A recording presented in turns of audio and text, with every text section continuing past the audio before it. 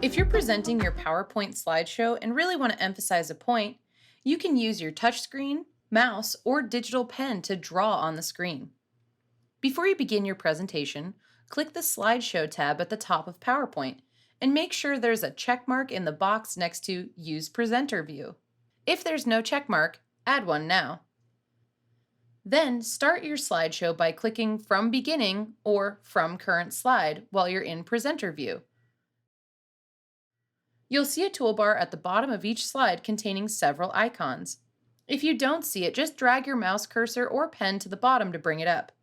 When you're ready to draw, select the icon that looks like a pen and then choose Pen from the menu.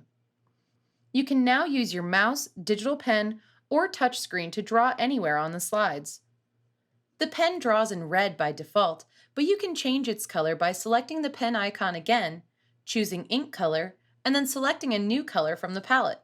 If you decide you need to erase something, click the pen tool, select Eraser, and then use your finger, digital pen, or mouse to erase the desired area.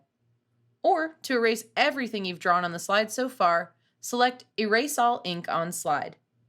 When you finish the presentation, you'll be asked if you want to save your annotations.